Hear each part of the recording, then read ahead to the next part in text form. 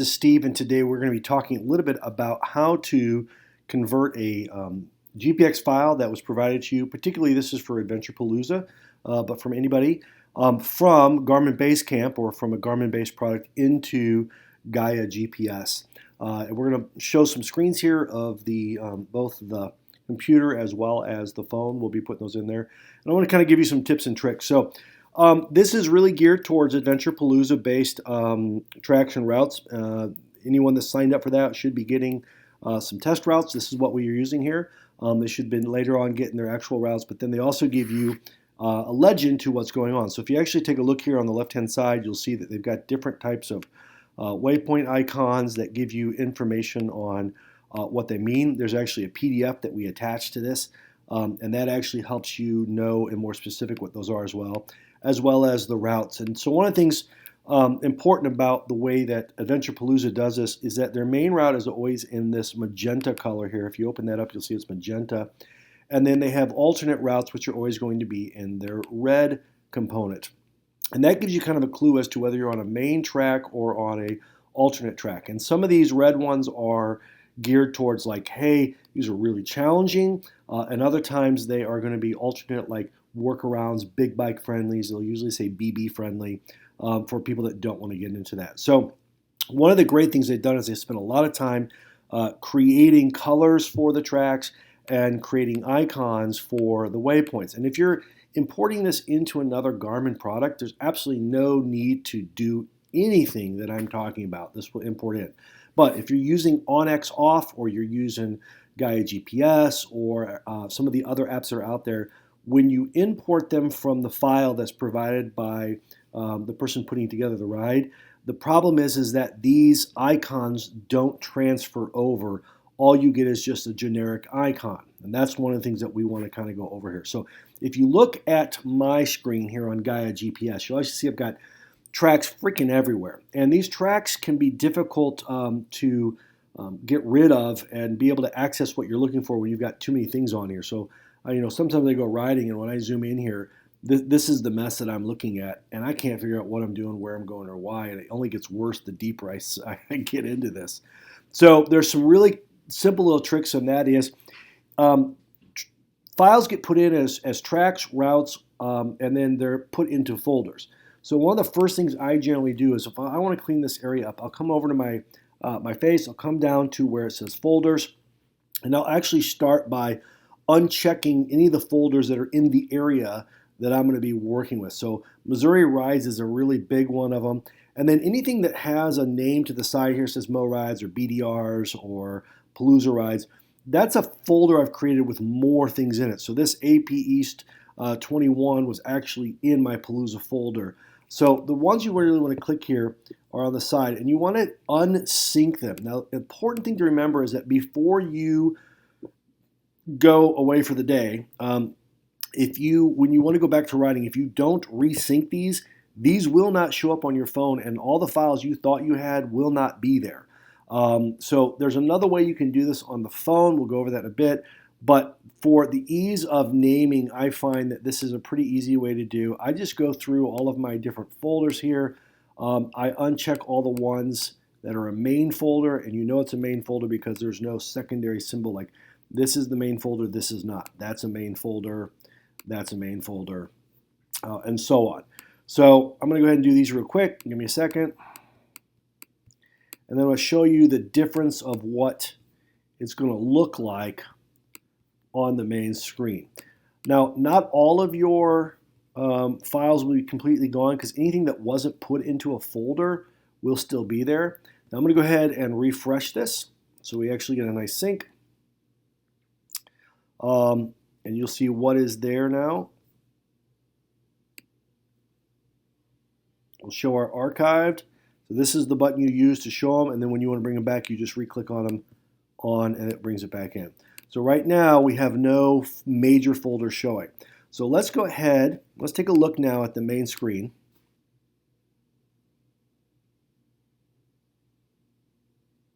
And you'll see that all those files, outside of a few, which these are not ones in actual folders, and that's where the problem runs into, is still there.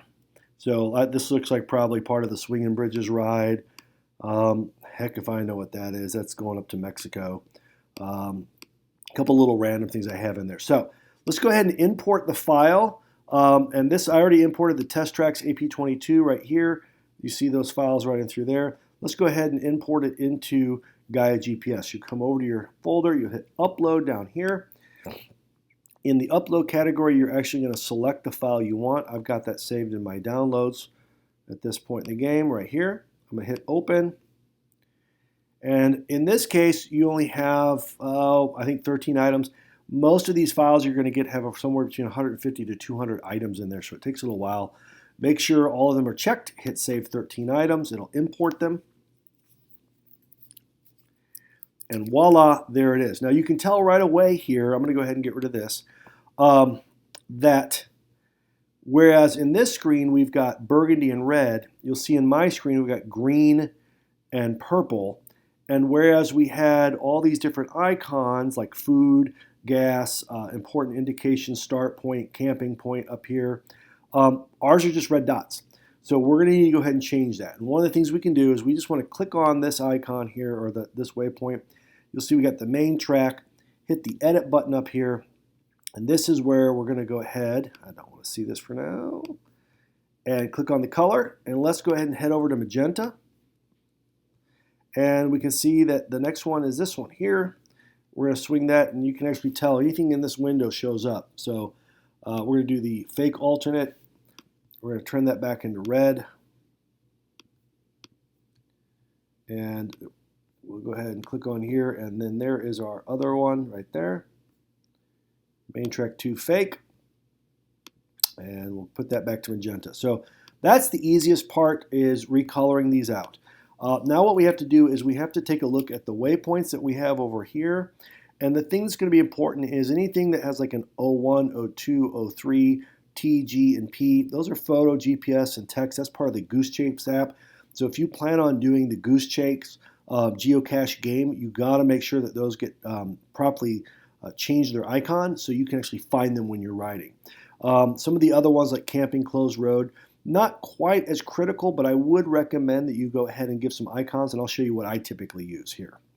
So the very first one we're going to do, we're going to zoom in on here, and we see that this first icon, we'll click on it. That's your starting point. I like leaving it just as a drop. I think that's nice and easy to go with. If you want a different color, you can change the color pattern. You can maybe do a purple one, and that gives you some clue as that's a unique one from that end. As we come up to the next one here, we're going to see we have the alternate fake. If we look back at theirs, their alt fake, that was actually a red flag. Okay, so you can keep it as a flag, or you can even potentially change it. And these are all the different icons that you can go with. And what's interesting with these is, in addition to the icons, you can change the color. So just for me, because I'm going to kind of come up with something, I want some type of a notification. I like the star. Where's it at there? And that just says, hey, we got something important going on. If you like that color, keep it. If you want to keep it as a burgundy, you can go that route as well. Whatever you want to go with. Okay. And then I'm going to do just a couple of these real quick. The other icon I like for instead of for the game, I'll be quite truthful, is the check box right here. That one I see easy, and I know exactly what it's supposed to be. This one up here, that's, hey, I've been up there before. There's another one. I'm going to do a checkbox, and once you start these, you can get going nice and easy. Now I know this is a slow, tedious process, but I want to go through this with you so you get a better idea of what the actual process is going to be. Let's come over here. We got gas. Here's a great one, gas. And we can get the gas icon. Good deal. Hit save, and we'll come next to here, click on this one, closed road. So on this, I will either do a hash line like that. That seems to be pretty good. And then if there's a danger one, I always pick the skull, danger, okay? Go from there. So I'm not going to go into changing any of the rest of them, but it is important to do that and to get those icons on there. You can get a general idea back under folders. And then, oh, don't do that now. Well, let's find out.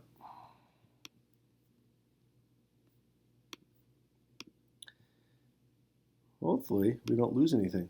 It says I haven't made changes, but I don't know what. Under here, it'll show you all the pieces that are in there.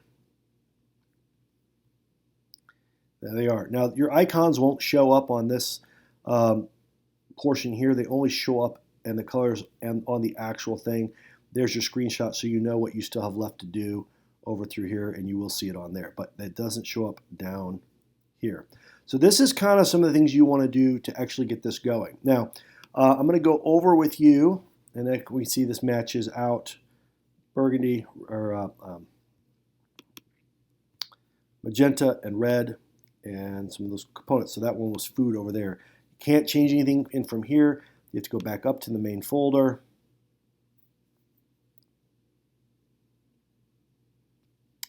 And now we can actually change things here. And whatever you want to do with that, maybe a bicycle. I think they had a Jeep on that, or dirt bike. Okay, so any questions on that? Well, too bad I'm not taking questions. No, just kidding. So at this point in the game, we've got what we need to have. This will now sync with our computer or a phone. But remember, if you want the other things to go back in that you have on there, you have to come back over here, click on the Show Archived, and now we can actually bring these back on. Don't worry about all this showing up. I'll show you a quick, easy way when we do the phone version here in just a bit on how to keep all the data on your phone, but remove it from visible sight on the phone, but be able to still access it. Remember, anything that you unsync on the website will not sync to your phone and will actually come off of your phone. That's not a good solution. I only do that when I'm needing to manipulate or work with files and or tracks or folders or waypoints, and I don't want all my chaos to show up. So now if we come back in, now that we've changed that, you'll see all the folders are now showing synced and on. And when I go back to the main screen, we've got everything now showing back up, and you can still see the track that we created all messed up within everything else going on in through here. Okay, so this will automatically come over into Basecamp. Even if you put it into Basecamp and then export it, this still happens, and you've got to change these colors. So you plan on about an hour of going through and relabeling the things that are important to you once you import it into Gaia or even into Onyx off, because you're going to have to make this doable. Print off the sheet that they have and kind of use that to your benefit. All right, now we're going to switch over to the phone, and we'll show you kind of what that looks like.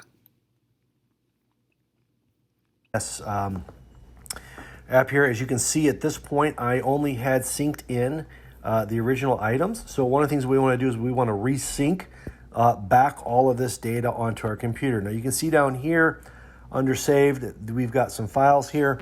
And this is kind of one of the things, so it has resynced already. You'll just see my test track showed up. This little eyeball is one of the great ways that we can, instead of archiving folders, we can just hide folders on a phone. So unlike a computer where you have to archive them and you can't hide them, on a phone, you can hide them without archiving them. I know that's kind of weird, but let's go ahead and pull these all back up. You'll see all my folders here. I'll go back to the main map, and now you're going to start seeing them load in as they start to come back up and show up again. So there they come. Bing, bing, bing, bing, bing. We got them all. All right.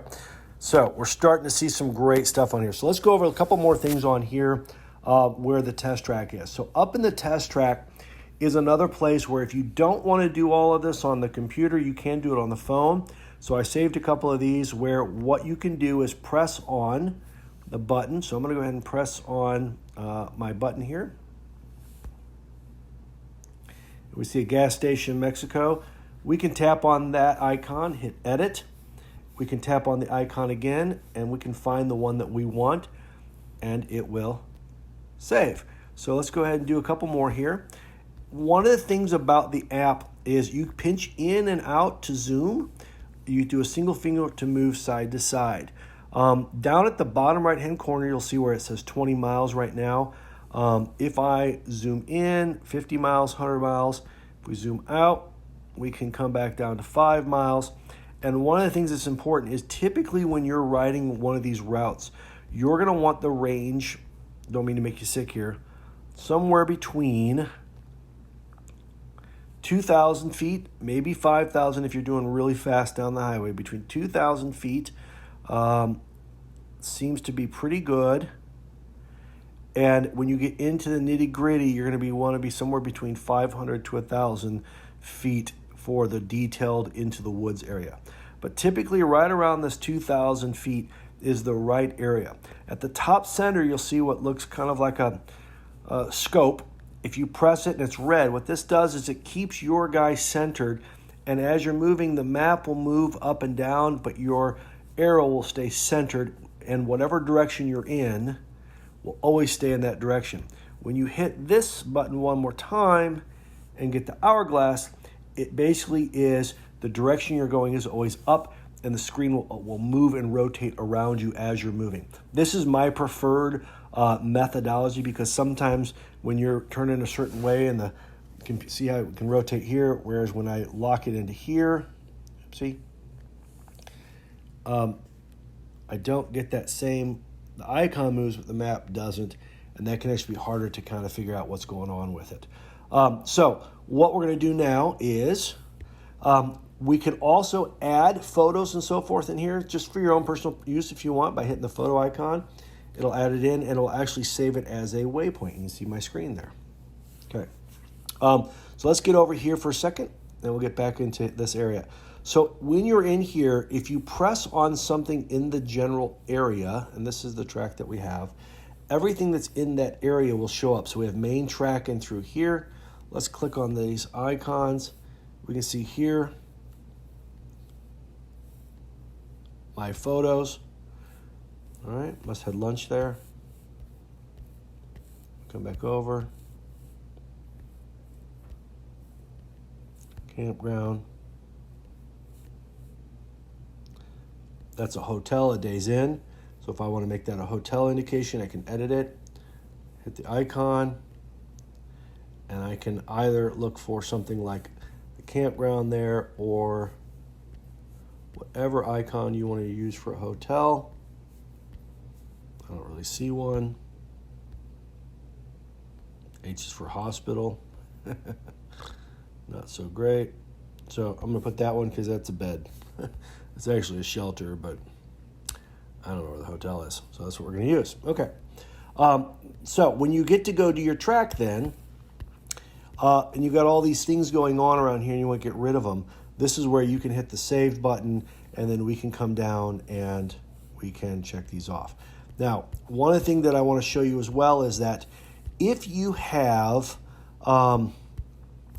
cell phone coverage, the base map that you're viewing will actually show up. If you don't have it, this is kind of what will happen. I'm going to insert something from a previous ride to show you. But this way you've got all your stuff, but then when we come back and we hit the map, they all disappear except for the part that you want. So I really like that portion on the phone within there. But what we do in order to get this is once you click on the track that you want, so if you don't have cell service, which you can use this without a cell plan, as long as the GPS in your phone is functional, you'll have a GPS signal. Wherever you are, you will get the arrow button. The problem is that if your map is not loaded onto your device, you'll have some issues. So the free version of GaiaGPS will allow you to import the tracks, but it will not allow you to download offline maps. The offline maps are important because if you're in an area where you don't have cell coverage, the maps will not refresh and you can actually move out of the zone and it won't show you anything other than a blank screen with an arrow on it, and that means nothing to you. So if you want to have the maps downloaded, you're going to have to pay, I think it's $30 for a yearly membership. Or you can just use someone that has a Garmin and not have to worry and just use yours as a follow-up with it. But you will need to actually download the map. And I'm going to show you how to do that now. So I'm going to go ahead and click on the main track. We'll select that main track here. Under the More options, you'll see it says Download Maps for Tracks. If I click Download Map, I can select what I want. Now, I don't need to include data, so this icon here does not need to be done because I'm not navigating a route. This is not a route, this is a track they provided. The second thing is I like your base map, and you can go with whatever you want. I typically just do the Gaia overland map, and then I'll hit Next, and then it'll actually say, how do you want to save it? I'm going to say Save, and at this point now it's saving the track for me, and they're downloading here. Once these are downloaded, we then have access to them. Now this will load the map for that part of the track. So you need to actually do this. So that was fake track 1. If I want to get into this alternate fake track, I'm going to have to go into here, download maps for the tracks. Same scenario, hit Next, hit Save. I've got to do this for every one of the tracks. Now you'll see we've got them going down, and I'd actually want to do this for a second. So if your route has, say, 3, 4, or 5 tracks, you're going to have to do this for each of them to have them safely downloaded onto there. All right, so I'm just going to hit Resume, pull it down.